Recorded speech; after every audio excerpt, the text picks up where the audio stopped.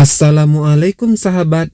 Pada video kali ini kita akan mengulas 3 manfaat kartu KKS yang harus diketahui oleh setiap KPM. Seperti apa ulasannya? Ayo simak ulasannya hingga akhir dan jangan lupa subscribe channel ini agar terus berkembang.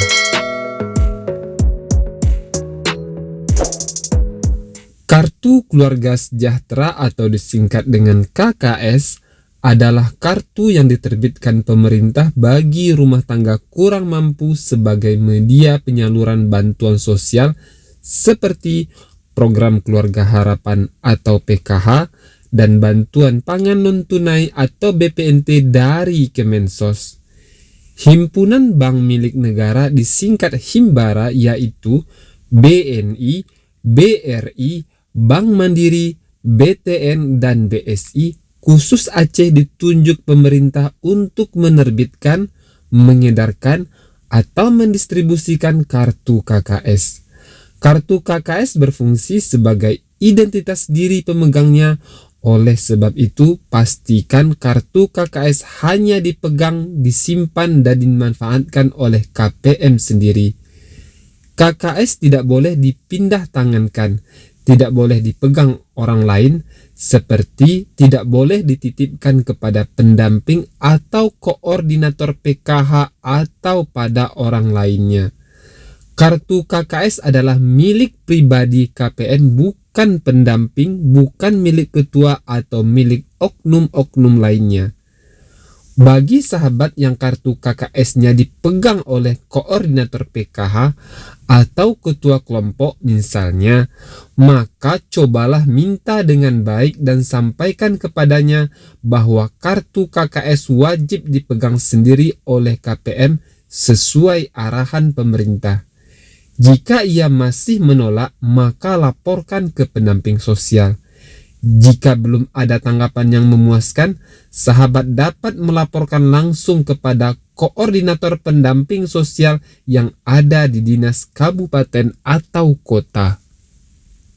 Bagi sahabat KPM yang bantuan sosialnya tidak aktif lagi, apakah KKS-nya masih bermanfaat? Ada 2 macam penyebab bantuan sosial tidak cair lagi. Yang pertama, ada datanya yang tidak padan atau tidak valid sehingga harus dilakukan perbaikan data sehingga bantuan sosialnya tidak masuk sementara. Hal ini tidak menutup kemungkinan bantuan sosialnya akan masuk lagi di tahap yang akan datang atau di tahun berikutnya. Oleh karena itu, kartu KKS-nya harus tetap disimpan. Kemudian, penyebab yang kedua bantuan sosial tidak cair lagi adalah KPM tersebut dinyatakan tidak layak lagi menerima bantuan sosial karena misalnya sosial ekonominya sudah meningkat, komponennya sudah tidak ada lagi, atau KPM tersebut sudah pindah atau meninggal dunia.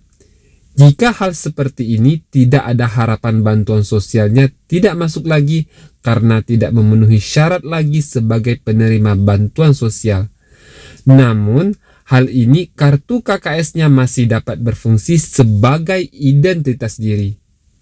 Fungsinya adalah apabila suatu hari nanti, contohnya apabila sahabat selama ini menerima bantuan sosial PKH, selama ini karena memiliki komponen anak yang masih bersekolah di SMP atau SMA, namun karena anaknya sudah lulus sehingga tidak mendapatkan bansos lagi atau diputus karena tidak memiliki komponen lagi. Jika hal seperti ini, kartu KKS-nya jangan dibuang. Kartu KKS disimpan dan suatu saat masih bisa digunakan ke depannya, misalnya apabila anaknya sudah kuliah dapat mendaftar untuk mendapatkan KIP kuliah atau Kartu Indonesia Pintar Kuliah, di mana salah satu syaratnya adalah memiliki kartu KKS orang tuanya.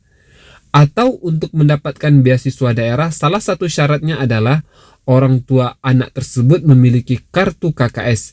Jadi sahabat, itulah fungsi kartu KKS sebagai identitas diri bahwa seorang layak menerima bantuan sosial. Jadi sahabat, ada 3 fungsi dari kartu KKS. Yang pertama adalah media elektronik yang dapat dilakukan bertransaksi bantuan sosial atau media penyalur bantuan sosial. Contohnya apabila sahabat mendapatkan bantuan sosial PKH atau BPNT sembako, jika disalurkan secara non-tunai, maka akan masuk ke rekening bank sahabat dan dicairkan melalui kartu KKS yang dapat dilakukan penarikan tunai melalui mesin ATM atau mesin EDC di e-warung ataupun agen bank sesuai bank penerbit kartu KKS. Lalu kemudian yang kedua, kartu KKS berfungsi sebagai identitas diri penerima bantuan sosial yang telah masuk di dalam data terpadu kesejahteraan sosial atau DTKS. Sebagai contoh, apabila sahabat ingin mendaftarkan anaknya sebagai penerima Kartu Indonesia Pintar atau KIP untuk jenjang pendidikan SD, SMP, dan SMA sederajat ataupun perguruan tinggi, maka salah satu prioritas sasarannya adalah bagi peserta didik atau mahasiswa dari keluarga pemegang Kartu Keluarga Sejahtera atau KKS. Hal ini dapat kita lihat pada Permendikbud nomor 10 tahun 2020 pasal 4 dan 5. Begitu juga beasiswa-beasiswa ataupun bansos anggaran daerah. Kartu KKS menjadi salah satu syarat pengajuan. Beberapa daerah memiliki program kesejahteraan sosial seperti pelatihan kewirausahaan, tambahan modal usaha, pinjaman lunak, subsidi perumahan di mana pemilik kartu KKS menjadi sasaran prioritas penerima program tersebut.